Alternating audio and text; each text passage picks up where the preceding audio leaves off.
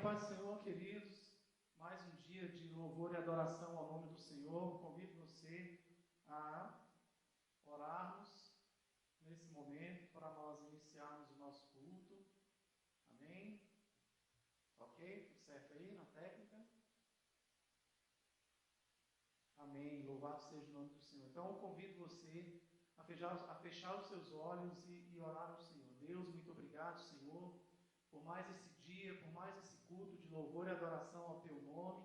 Nós invocamos a Tua presença, Senhor, aqui na igreja e também nos lares dos nossos irmãos, dos nossos amigos, de qualquer pessoa, Senhor, que esteja tendo acesso a essa transmissão. E que esse dia seja um dia de louvor a Ti. E que esse momento seja um momento de adoração. E que nós nos alegremos na Tua presença. É o que te peço em nome de Jesus. Amém. Louvado seja o nome do Senhor. Abra sua harpa aí no hino de número 46 da harpa cristã. Hino de número 46. Vamos louvar o nome do Senhor. Um pendão real vos entregou o rei, a vós soldados seus, corajosos, pois em tudo defendei, marchando para os céus, com valor, sem temor, por Cristo prontos a sofrer, bem alto erguei seu pendão, firme sempre até morrer, esforçados já os densos batalhões do grande usurpador, preparai-vos hoje, bravos campeões, avante sem temor, com valor, sem temor, por Cristo prontos a sofrer, em alto erguei seu pendão, firme sempre até morrer, quem receio sente no seu coração e fraco se mostrar, não receberá o eterno galardão que Cristo tem pra dar, com valor, sem temor, por Cristo prontos a sofrer, bem alto erguei seu pendão, firme sempre até morrer, pois sejamos todos a Jesus leais e ao seu real pendão, os que na batalha sempre são fiéis, com ele reinarão, com valor, sem temor, por Cristo prontos a sofrer, bem alto erguei seu pendão, firme sempre até morrer. Louvado seja o nome do Senhor. Esta canção, esse hino da harpa cristã, nos orienta que nós devemos estar firmes até a volta do Senhor. Estar firmes, aprendemos a sofrer pela obra do Senhor. Louvado seja o nome dele. Vamos continuar louvando o nome do Senhor nessa noite. Aleluia. Cante com alegria, louve o nome do Senhor, aí na sua casa, aí na sua sala. Louvado seja o nome do Senhor. Aleluia. Quando a noite fria cair sobre mim, e no deserto eu me encontrar, me ver cercado por egípcios e faraós, sendo impedido de prosseguir, eu sei que o teu fogo cairá sobre mim, sei que o teu fogo cairá sobre mim, me levará a te confiar, e me levará em te confiar, me levará em te confiar. Diga, então eu direi, abra-se o mar, e eu passarei por longe dançando em sua presença. Então eu direi, abra-se o mar, e eu passarei por longe dançando em sua presença.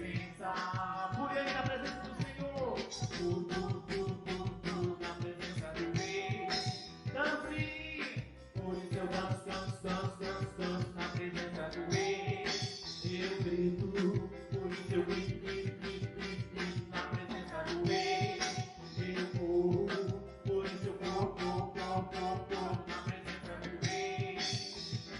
Aleluia, louvado seja o nome do Senhor.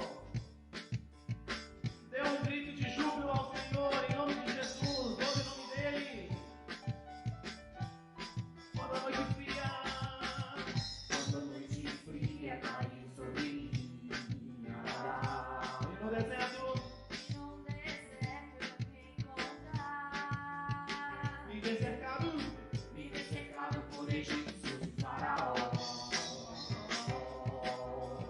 sendo impedidos de prosseguir. Sei que o teu corpo cairá sobre mim. Sei que o teu corpo cairá sobre mim. Eu queria trazer à nossa lembrança a palavra de Deus que está lá na primeira carta de Pedro, no capítulo 5, a partir do versículo de número 4, onde a promessa do Senhor para nós é de que há recompensa para aqueles que perseverarem. Diz aqui que quando se manifestar o Supremo Pastor, vocês receberão a imperecível coroa de glória. Continuando no verso 6, diz o seguinte: portanto, humilhem-se debaixo da poderosa mão de Deus, para que ele os exalte no tempo devido. Continuando no verso 7, diz: lancem sobre ele toda a sua ansiedade, porque ele tem cuidado de vós. Estejam sempre alertas e vigiem. O diabo, inimigo de vocês, anda ao redor como leão, rugindo, procurando a quem possa tragar. Resistam-lhe, permanecendo firme na fé, sabendo que os irmãos que vocês têm em todo o mundo estão passando pelos mesmos sofrimentos. O Deus de toda graça, que os chamou para a sua glória eterna em Cristo Jesus, depois de terem sofrido durante um pouco de tempo, os restaurará, os confirmará, lhes dará força e os porá sobre firmes alicerces. A Ele, Deus, seja o poder para todo sempre. Amém. Queridos, essa é a palavra do Senhor para nós nesses momentos de luta, momentos de dificuldade. Ele está conosco, Ele está vendo as nossas dificuldades, as nossas lutas. E o verso 7, só para relembrar, diz: lancem sobre Ele toda a sua ansiedade, porque Ele tem cuidado de vocês. O Senhor está cuidando de cada um de nós neste momento. Amém, queridos? E vamos orar então, pedindo que esse cuidado permaneça sobre nós. Pai querido, nós te louvamos, Senhor, te damos graças, ó Pai, te agradecemos, ó Pai, pela vida de cada irmão, de cada irmã, que eu sei que tu tens cuidado, e pedimos, ó Pai, que tu continue cuidando, que tu continue, Senhor Deus, guardando, livrando, aqueles que porventura estejam enfermos, Senhor Deus, que tu venha trazer a cura, ó Pai, e continua, Senhor Deus, livrando o teu povo nesse momento de dificuldade, suprindo, Senhor Deus, a cada um nas suas necessidades, por mais básicas ou mais importantes que elas sejam. Eu sei que tu, Senhor Deus, é o Deus que supre, o Deus que cuida. Assim, Senhor, olha para cada um, olha para a necessidade de cada um, olha para a luta de cada um, Senhor Deus, e toma pela mão e nos conduz nesse momento que estamos atravessando. Graças te damos pelo teu amparo, graças te damos, Senhor, porque temos a ti no nosso barco, no barco conosco nessa tempestade. Nós te agradecemos, Pai, em nome de Jesus. Amém, amém. Nós vamos chamar a equipe de louvor para continuar adorando o Senhor. Amém, louvado seja o nome do Senhor. E eu quero convidar você a cantar esse último corinho dessa noite, essa última música que trata sobre, exatamente interessante, né? Sobre o texto que o pastor Isaías acabou de falar. Vai falar sobre como nós devemos nos portar, como nós devemos nos humilhar diante do Senhor. E às vezes é tão difícil, né, queridos, a gente entender que muitas das vezes nós temos que nos humilhar, que nós temos que baixar a guarda, que nós temos que passar por algumas coisas. Mas isso é um mandamento bíblico. Quando tiver difícil na sua caminhada, quando isso for um momento difícil para você, lembre-se que isso é um mandamento bíblico, é a palavra do Senhor nos dizendo que nós devemos nos humilhar. E o Senhor continua dizendo, a palavra continua dizendo que aquele que se humilha, ele será exaltado. O Senhor há de aquele que é fiel no pouco, o Senhor há de colocar no muito. E nós temos que entender essas palavras, mesmo que sejam difíceis para nós. Mesmo que muitas das vezes nós não consigamos entender, mas a gente não precisa entender, a gente precisa crer. E confiar na palavra do Senhor. Aleluia. Louvado seja. Louve o Senhor. Adore o nome do Senhor. Em nome de Jesus.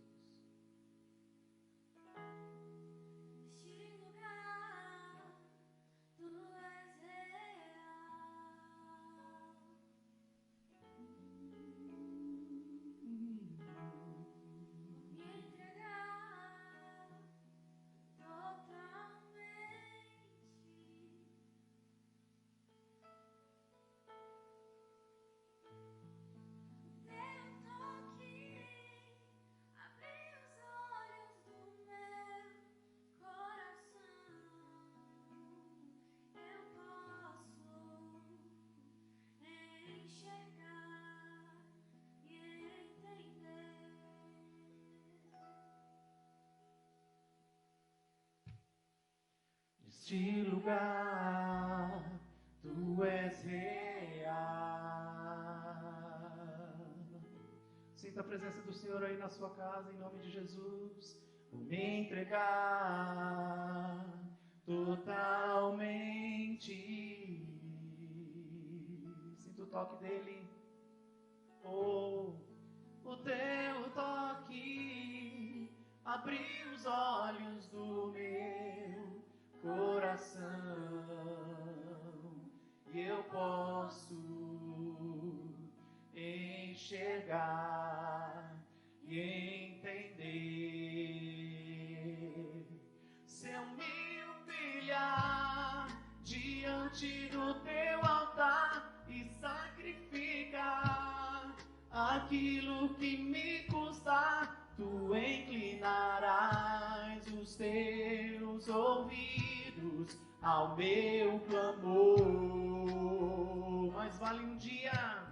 Mais vale um dia no centro do teu querer, que toda a vida sem jamais te conhecer. Tu és minha fonte, minha colheita, minha herança. Neste lugar tu és real, adore. Neste lugar tu és real. Aleluia.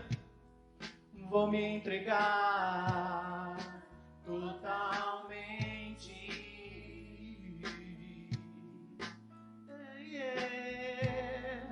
O teu toque abriu os olhos do meu coração.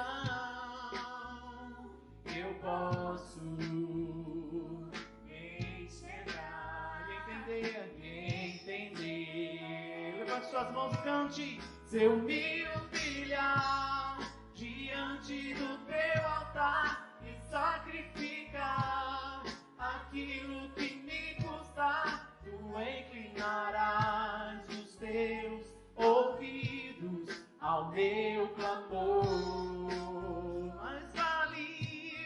Mas vale um dia no centro do teu querer, e toda a vida sem jamais te conhecer. Tu és minha fonte, minha colheita, minha herança. Oh, eleve suas mãos para os céus e cante o nome do Senhor. E louve o nome do Senhor. E diga assim: a minha fonte é o teu amor, Senhor. A minha colheita é o teu amor. A minha esperança é o teu amor. Nós necessitamos do amor do Senhor. Nós esperamos no amor do Senhor. E foi o amor dele que nos atraiu a ele. Então cante. A minha fonte é o teu amor. Minha colheita é o teu amor. Minha herança é o teu amor. Minha fonte.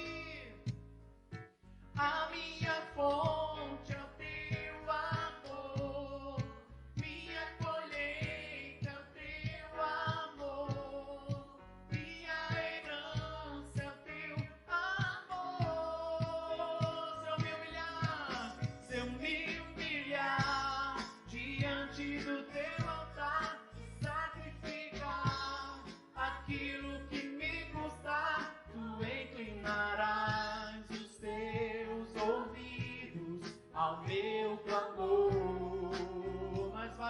nos átrios do Senhor. Aleluia. Que toda a vida sem jamais te conhecer, tu és minha fonte, minha colheita, minha herança.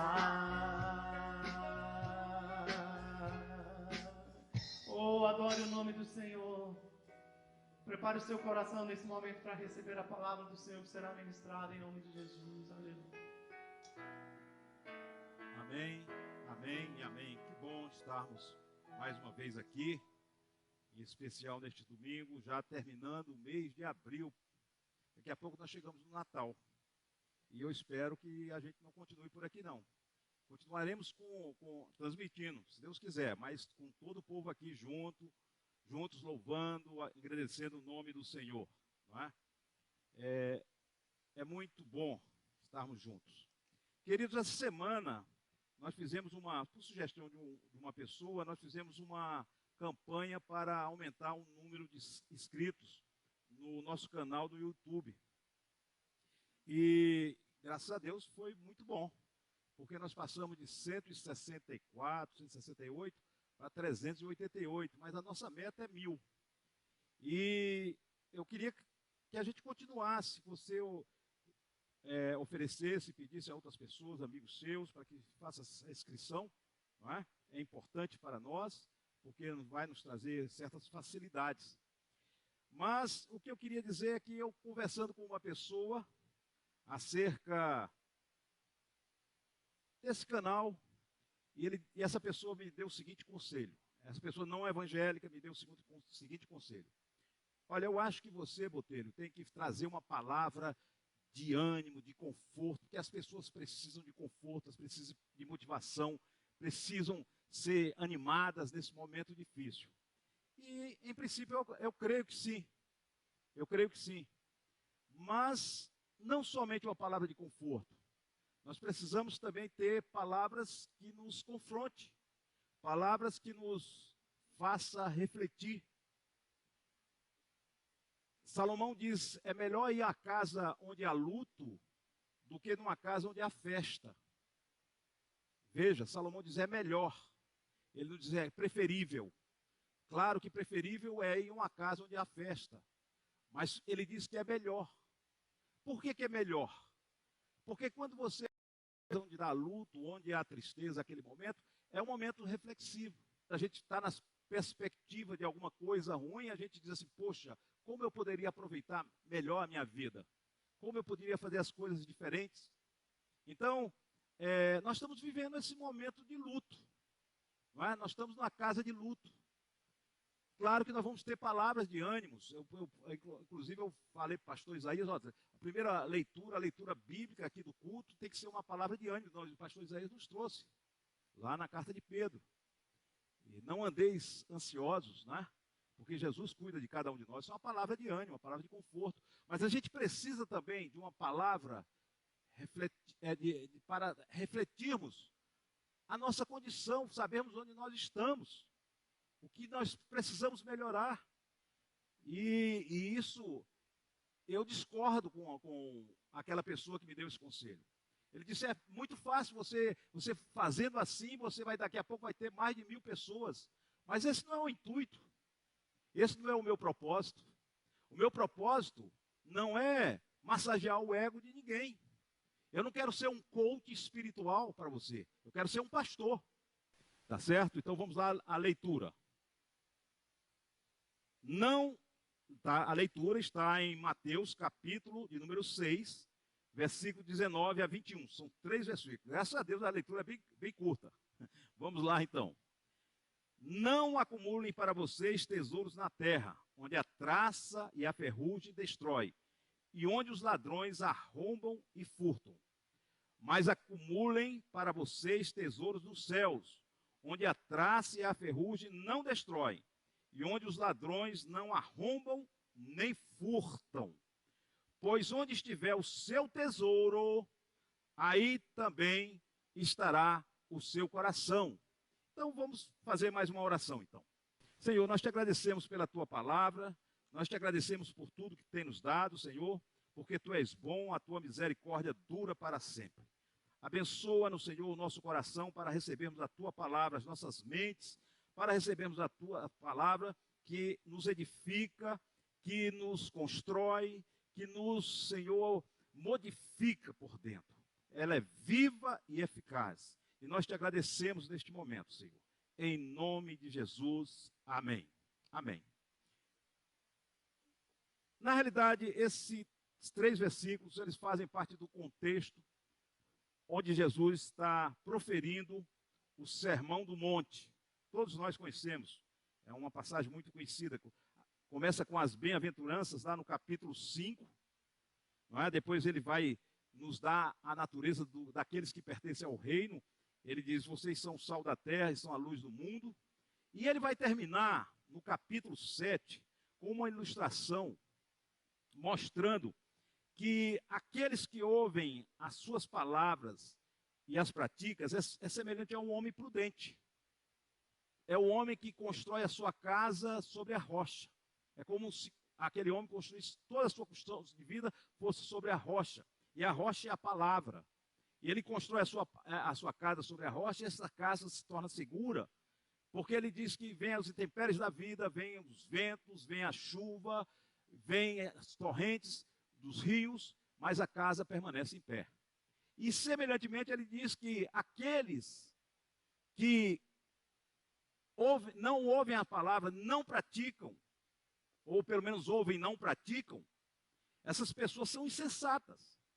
Porque são como pessoas que constroem a sua casa sobre areia. E vindo esses intempéries da vida, o resultado é destruição. E essa é uma escolha. Jesus está dizendo assim, existem 2 possibilidades.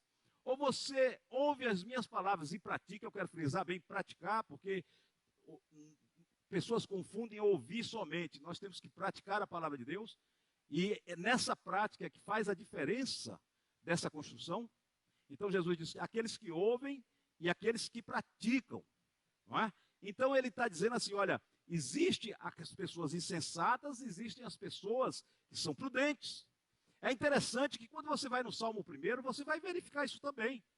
Porque lá no Salmo 1, ele vai fazer o salmista faz esse contraponto entre o justo e o ímpio, entre o prudente e o insensato. E ele diz o prudente, ou seja, é feliz aquele homem que não anda segundo o conselho dos ímpios, dos pecadores. Não se detém no caminho dos pecadores, nem se assenta na mesa dos zombadores. Antes tem um prazer na sua lei, na lei do Senhor, e nela medita dia e noite.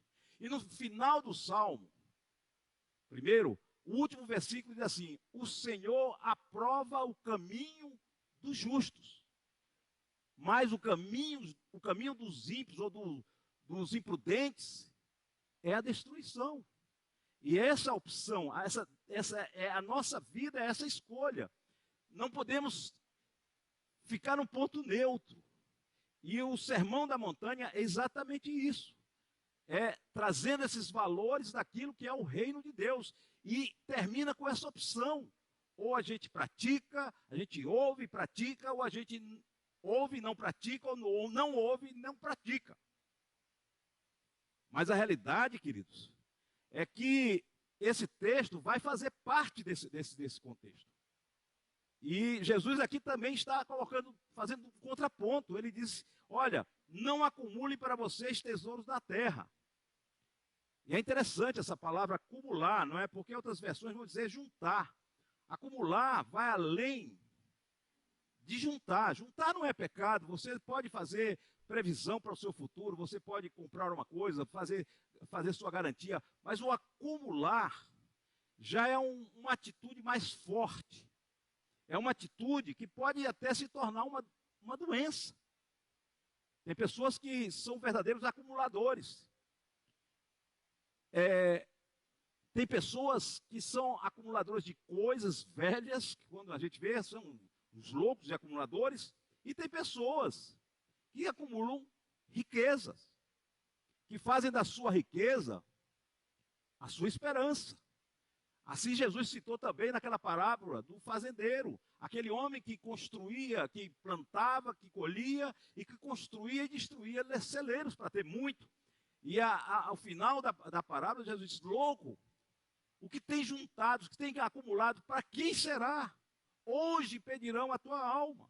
Então essa é uma situação extremamente importante. Extremamente importante. E nós estamos vivendo este momento, como eu disse, é um momento de casa de luto, é um momento de refletir. É um momento da gente pensar um pouco, não é? Da gente pensar, de a gente reavaliar as nossas percepções. E eu queria trabalhar um pouco nesse texto, nesse sentido de avaliar as percepções.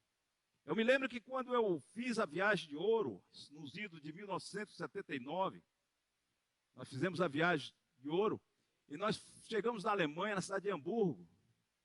Na cidade de Hamburgo, normalmente andávamos eu e mais dois amigos de marinha, né, dois guarda-marinhas, e todos dois evangélicos, um era da Assembleia de Deus, um era metodista e o outro era batista. E lá em Hamburgo, o metodista, o nosso meu amigo Wesley, não é?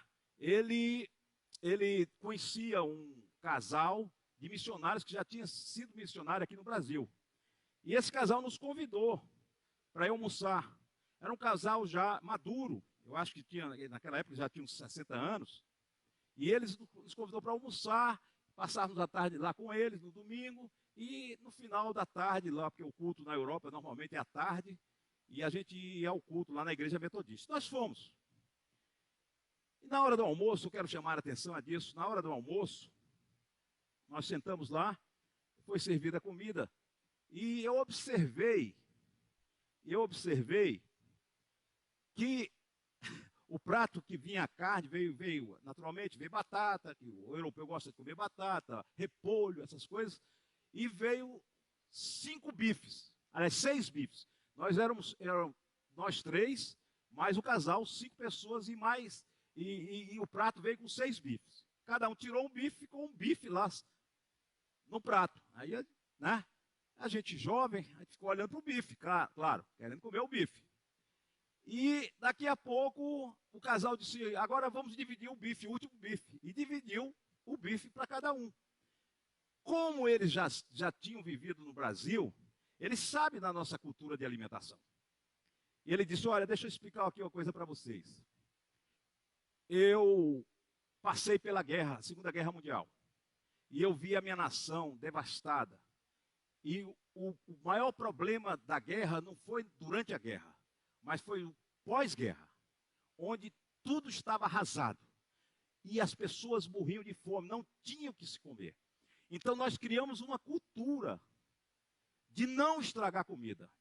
É diferente de vocês. Porque quando você é convidado para ir na casa de um brasileiro, ele faz comida demais. E às vezes sobra comida demais. O europeu, pelo menos naquela época, tinha essa concepção, tinha esse tirocínio, tinha esse discernimento. Eles passaram por um momento difícil e reavaliaram como lidar com a comida. Isso devido à fome. E aqui, queridos, trazendo isso, eles mudaram a percepção. E eu quero, neste momento, aproveitar este momento que nós estamos vivendo para trabalhar um pouco, para que a gente possa mudar um pouco a nossa percepção. Que a gente possa avaliar a nossa escala de valores. Em que eu devo investir a minha vida? Onde eu devo colocar a minha vida? Porque Jesus diz no versículo 21, ele diz assim: pois onde estiver o seu tesouro, aí também estará o seu coração. Veja, o coração acompanha aquilo que você nomeia ou que você escolhe como tesouro na sua vida. É o coração que vai validar. E quando o coração valida, o coração, você aplica naquilo que é o seu tesouro, você aplica o seu coração, você aplica a sua vida. Você aplica a sua energia, você aplica a sua força, você aplica o seu tempo, você aplica o seu dinheiro, você aplica tudo naquilo que o coração está direcionado.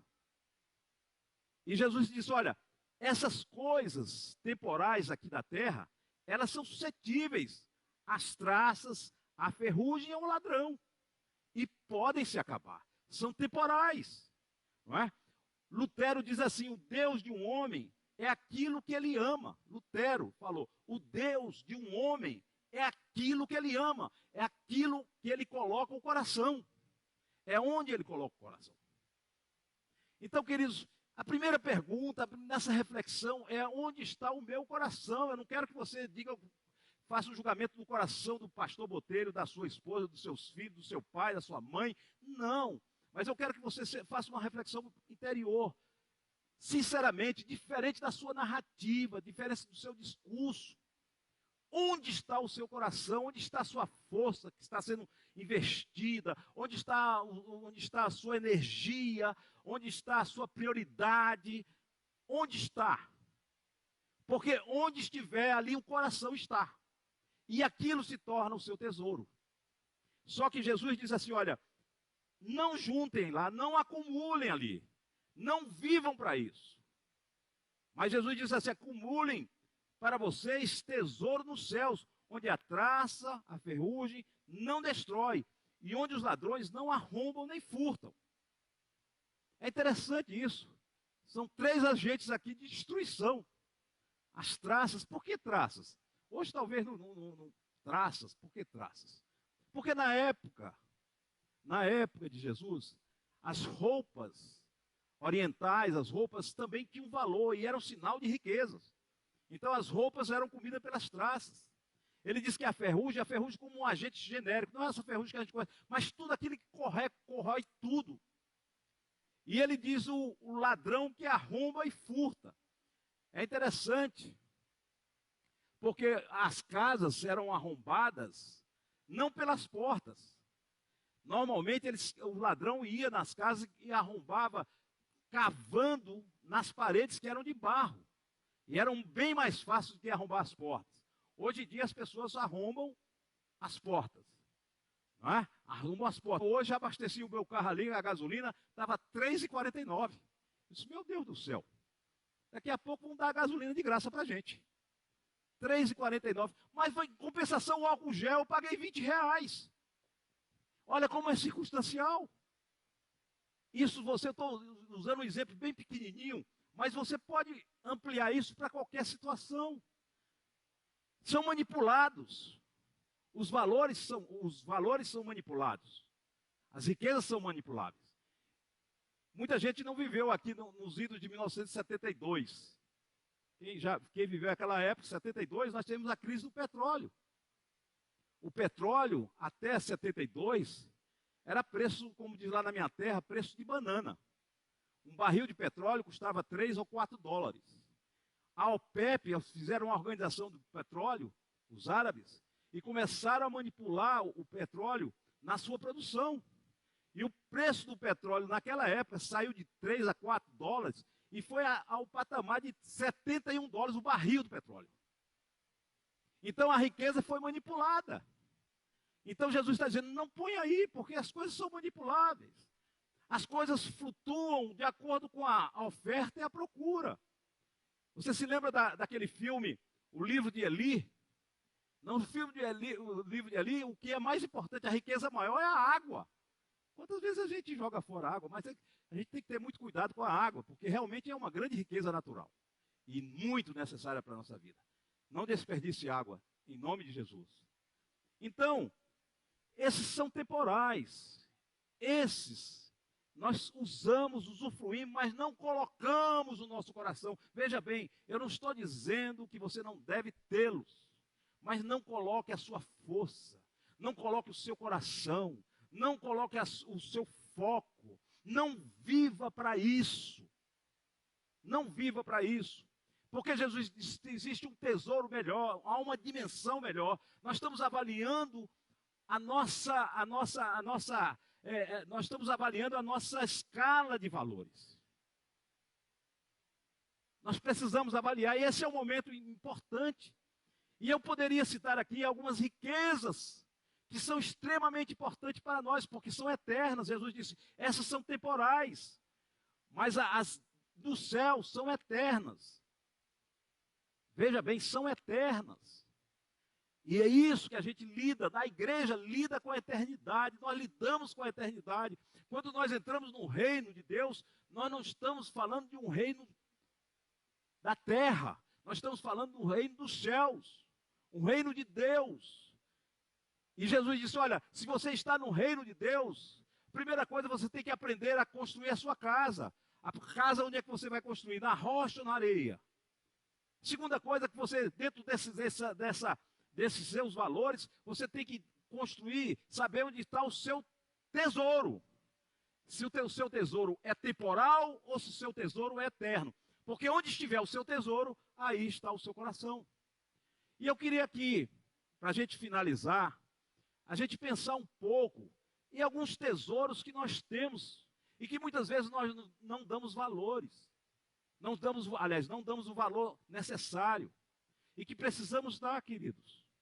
E esse é o momento de avaliar. Talvez se estivéssemos na casa de festa, não estaríamos. Se estivesse tudo bem, tudo confortável, tudo tranquilo, nada agitado, onda, mar de almirante, tranquilo, nós estaríamos nem nos preocupando com isso, está tudo bem. Mas nós estamos vivendo um momento, e esse momento é um momento que podemos chamar de casa do luto. E esse é o momento da gente refletir.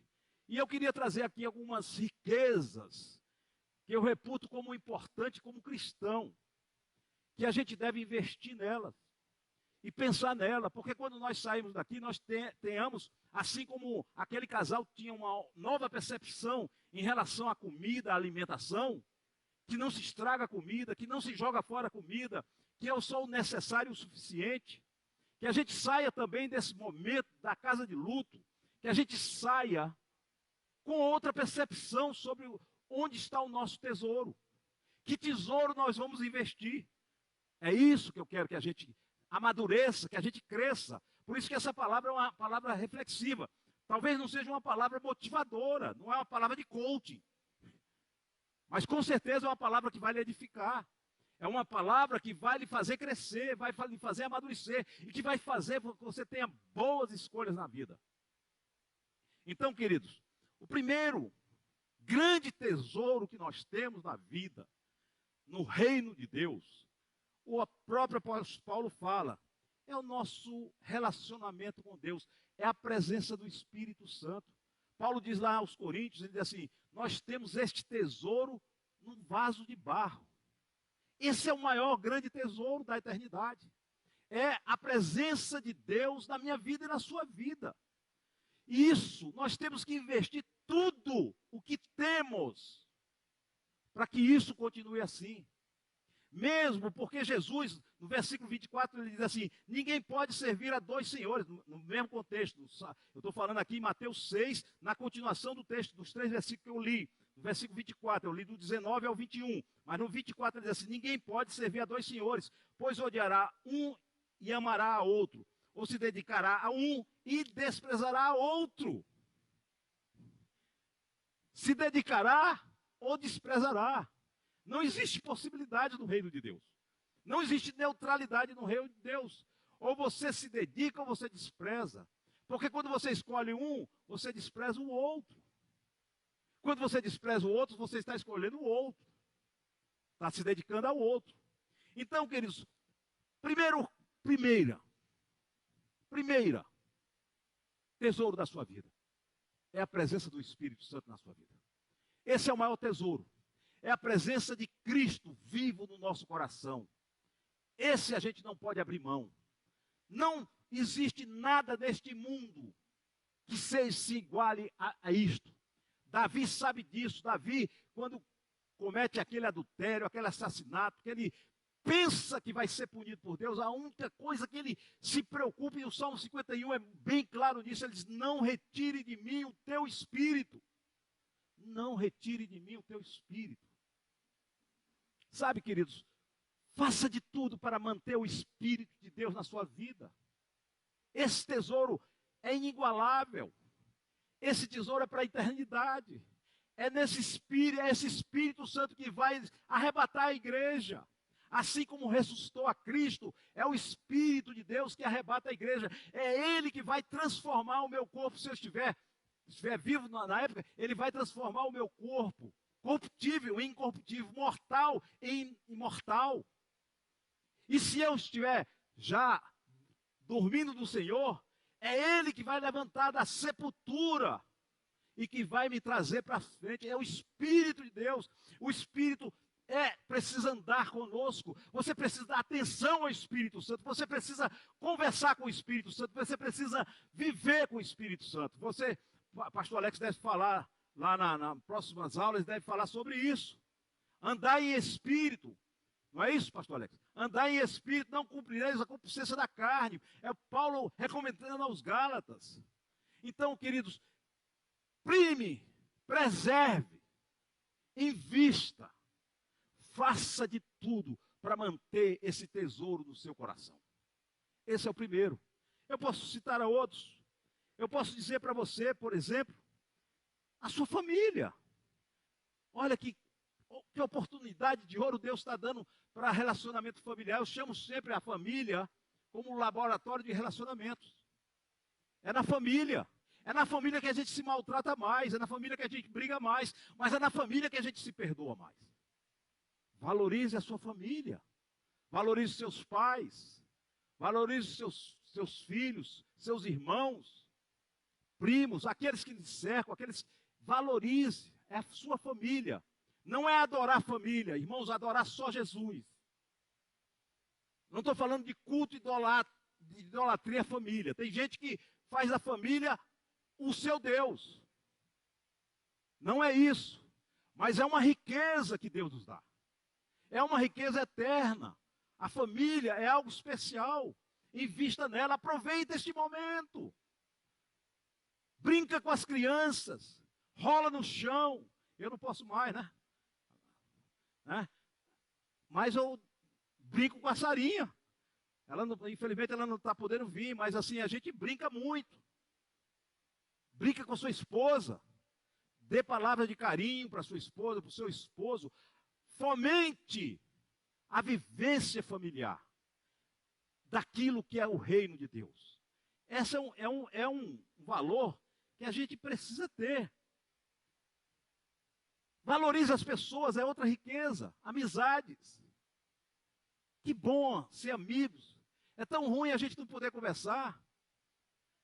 Eu tenho um café toda quinta-feira. Nós não estamos podendo fazer o quinta-feira. Estamos fazendo café assim. Abre lá no tal do Zoom, aí cada um toma um café em casa, mas não é presencial. O bom é sentado à mesa. Todo mundo ali. E um diz uma coisa, diz outro ora. Amizade é coisa boa. Jesus tinha as suas amizades, Pedro, Tiago e João, aqueles mais próximos, aqueles que ele confessava, que ele compartilhava, que ele falava. É o grupo dele, amizade, são pessoas. Faça isso.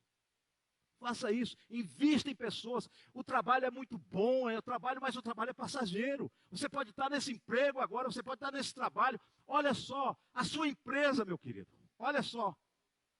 A sua empresa, que você dá a sua vida, a sua energia, a sua força, e eu não estou dizendo que você não faça isso, mas não coloque ela em primeiro lugar, porque olha só, vem uma pandemia, você não pode nem ir ao trabalho, não pode nem ir na sua empresa. E muitos empresários vão ter que ter a misericórdia de Deus nas suas vidas para não quebrarem. Então, valorize as pessoas, invista nas pessoas. Esse é um tesouro inigualável. Sabe, alguém já disse com muita sabedoria, a gente sabe quando a pessoa investe em pessoas no enterro. Quando a gente vê, quando vai para o enterro de uma pessoa e vê aquela multidão, a gente diz, essa pessoa é querida. Não estou falando de autoridade, que às vezes o cara vai lá para puxar saco. Não estou falando. Estou falando de pessoas simples, que morrem e vão ser sepultadas, e o cemitério, a capela enche de pessoas, porque são pessoas que investiram, que semearam na amizade, no amor, no relacionamento. Invista nisso. A Bíblia não proíbe que a gente junte. Lá, em 1 Coríntios capítulo 4, se eu não me engano, versículo 12, Paulo vai dizer assim: não são os filhos que juntam riqueza para os pais, mas os pais que juntam riqueza para os filhos. Então, juntar não é pecado. O que eu estou falando aqui é acumular, é colocar o coração nisso. É essa a diferença, eu queria deixar bem claro para você. E finalmente, queridos, existe outro tesouro. A igreja. A igreja é um tesouro. A comunidade, eu não estou falando do CNPJ, das paredes, do templo, do edifício. É por isso que a gente chama aqui igreja, a gente tenta fazer a diferença aqui para a igreja, na nossa comunidade, a gente faz a diferença de espaço Betel, que é uma coisa, que é isso aqui, bonito, tem a cruz aqui, ornamentado, isso é o espaço que nós nos reunimos, que a igreja se reúne. E esse é um tesouro especial. Primeiro porque esse tesouro é importante, sabe para quem? Ninguém mais do que Jesus Cristo. Ele trata esse tesouro como a sua noiva. Não é sua amante, não é sua prostituta. É sua noiva, a escolhida. Aquela que eu vou ter um relacionamento profundo. Não é uma pessoa, não é alguém que ele vai apenas usar. Não. Jesus, a igreja é a amada do Senhor. É tão amada que ele se entregou por ela. Então a igreja é extremamente importante. Eu sei que nós vivemos numa sociedade evangélica que estão desprezando o valor da igreja, da comunidade. E essa comunidade é um tesouro para a minha vida, é um tesouro para a sua vida. Invista nela, compartilhe dela, não abandone a igreja, não abandone a comunidade. Não existe voo solo na espiritualidade. Nós andamos como um rebanho, nós andamos juntos. E aí a riqueza, a sabedoria de Deus está aí.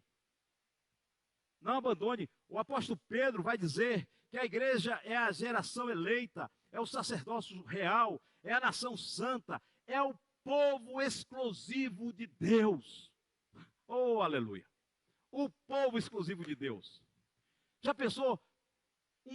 Senhor, Deus de todas as coisas, assim, eu tenho um povo que é exclusivo meu. É especial para mim. Sabe quem é? A igreja. E eu fico tão triste quando crentes desprezam a sua comunidade. Quando crentes não dão valor à sua comunidade. Estão desprezando um tesouro eterno. Porque na realidade essa igreja, irmãos, será a mesma que estaremos juntos lá no céu. Nós fizemos um pacto no sangue de Cristo. E quando formos, vamos todo mundo junto. Ou seja, a nossa vida de igreja não é somente aqui na terra. A nossa vida de igreja é nos céus também. É na eternidade também. Porque é ela que vai ser arrebatada. Então, valorize a sua igreja. Aproveite esse momento de casa de luto para verificar, avaliar o seu coração. Onde você está colocando o seu coração? A igreja é apenas alguma coisa social, alguma coisa, me reúno no domingo, vou ao culto para cumprir um ritual. Não, venha viver a sua igreja. Aqui. Eu não estou dizendo que a Betel é a igreja, eu estou dizendo a igreja de Cristo, mas a igreja de Cristo se reúne em grupos, em comunidades. Porque não há como eu pertencer a todas as comunidades. Você está aqui não é porque você quis vir. Você está aqui porque o Espírito Santo lhe trouxe. E você faz parte dessa comunidade. Você tem compromisso com essa comunidade. E você avalia isso. Que tipo de importância você está dando à sua comunidade? É um tesouro na sua vida. Sabe, queridos, no momento de aperto é a igreja. No momento de fome é a igreja. É o povo de Deus. Não se envergonhe. Não despreze. Valorize os seus irmãos na igreja. Pessoas que estão lutando como você nessa caminhada da fé. Faça isso. Então, veja que tesouros Deus tem nos dado. Primeiro tesouro é o Espírito Santo na minha vida. Invista nele. Invista na sua família. Invista nas pessoas, nas amizades. E invista também na igreja.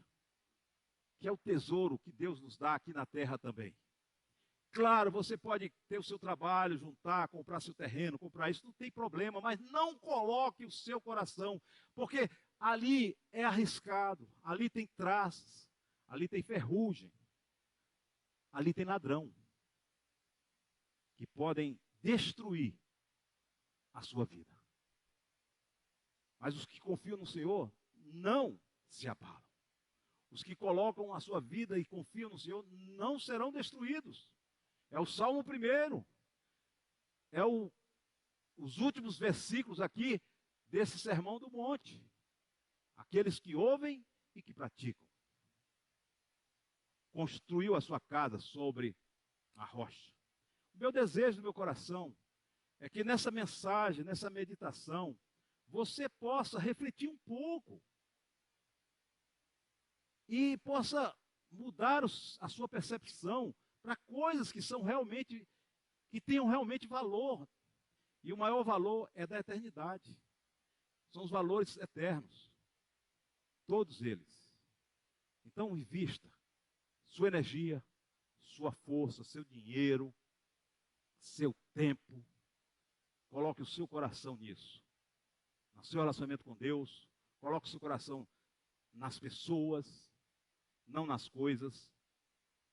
Coloque o seu coração na sua família. Também coloque o seu coração na sua comunidade. Que Deus possa nos abençoar.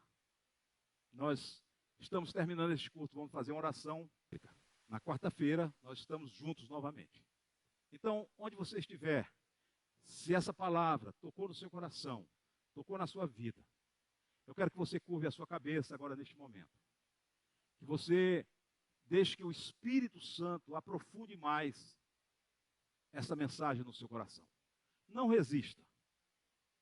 Não resista. Não existe meio termo, não existe neutralidade no reino de Deus. Ou tudo ou nada. Então, se isso tem colocado, vamos orar aqui para que Deus possa falar mais profundamente no seu coração. Ó Deus, nós te agradecemos pela tua palavra. Nós te agradecemos por este momento que estamos aqui, Senhor. Que tu possa abençoar cada coração agora que está nos ouvindo, que está nos vendo, que recebeu a tua mensagem, Senhor. É uma mensagem de reflexão, uma mensagem para que a gente possa colocar, medir o nosso coração, avaliar o nosso coração e descobrir onde está o nosso tesouro. Descobrir o direcionamento do nosso coração, que onde o coração estiver, estará o nosso tesouro. Que a gente seja sábio, que a gente seja prudente, que a gente seja sensato, como diz a palavra, que a gente escolha os valores eternos, que a gente possa, Senhor, crescer num relacionamento contigo, que a gente possa dar importância às pessoas, que a gente possa cuidar das famílias, da nossa família, e que, sobretudo, que a gente possa viver com compromisso, com amor, debaixo da tua graça, a nossa comunidade, Senhor. Graças te damos em nome de Jesus. Amém.